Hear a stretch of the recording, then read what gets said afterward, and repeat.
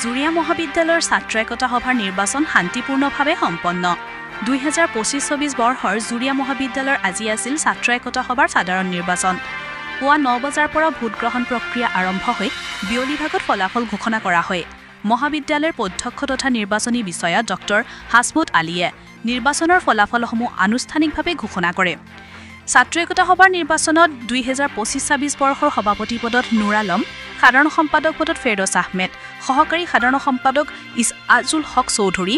আলোচনী সম্পাদক কুৱেল দেৱনাথ ক্ৰীড়া সম্পাদক আতিকুৰ ৰহমান প্ৰিন্স সমাজসেৱা সম্পাদক আসিফ আহমেদ ছাত্ৰী জিৰণী কোঠাৰ সম্পাদিকা হিচাপে আৰিফা ফাৰজিন সুইটি নিৰ্বাচিত হোৱা বুলি নিৰ্বাচনী বিষয়াই সংবাদ মাধ্যমক জানিব দিয়ে বদ্ৰবাৰ পৰা মুজাম্মিল খানৰ ৰিপোৰ্ট বদ্ৰবা লাইভ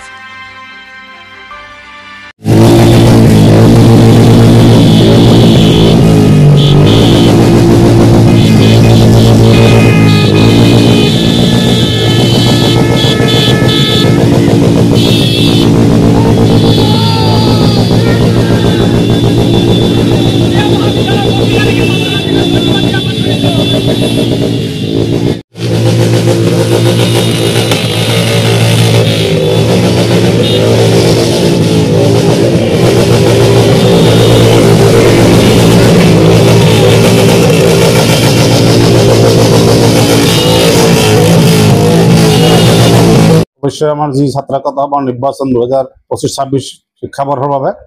সেই নির্বাচন ইতিমধ্যে শান্তিপূর্ণভাবে সমাপ্ত হয়েছে আমি তার ফলাফল ঘোষণা করেছো আমার মোট 8টা পোর্টফোলিওর নির্বাচন অনুষ্ঠিত হয়েছে আর বাকিখিনি আনকন্টেস্টেড গৈছে এই ক্ষেত্ৰত আমাৰ মহাবিদ্যালয় শিক্ষক কৰ্মচাৰীৰ পৰা আদি কৰি সকলো ছাত্ৰ ছাত্ৰী সকলেও শান্তিপূৰ্ণ এটা পৰিৱেশ বজাই ৰখাৰ কাৰণে যি সহায় সহযোগিতা মোৰ সৈতে আগবঢ়ালে তাৰ কাৰণে মই আমাৰ সকলো শিক্ষক কৰ্মচাৰী ছাত্ৰবৃন্দক মই ধন্যবাদ যাচিছো এই অঞ্চলবাসী ৰাইজেও এই ক্ষেত্ৰত পৰোক্ষভাৱে হলেও মোক সহযোগ আগবঢ়াইছে তাৰ কাৰণে মই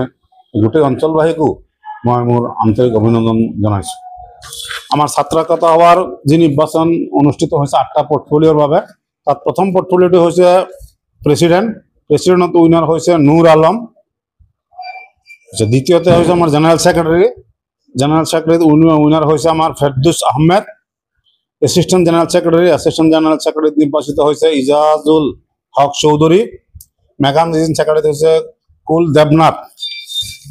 আর আমার গেম সেক্রেটারি কারণে নির্বাচন অনুষ্ঠিত হয়েছে গেম সেক্রেটারি নির্বাচন হয়েছে আতিকুর রহমান প্রিন্স তারপর সোশিয়াল সার্ভিস সেক্রেটারি পদৰ কাৰণে আমার নির্বাচন অনুষ্ঠিত হয়েছে ইয়াত নির্বাচিত হয়েছে আমার Asif Ahmed boys common room সেক্রেটারির কারণে নির্বাচিত হয়েছে আনারুল ইসলাম আর সদৌ গার্লস কমন রুম সেক্রেটারির কারণে আজি যে নির্বাচন অনুষ্ঠিত হয়েছিল তাত নির্বাচিত আরিফা ফারজিনা সুইটি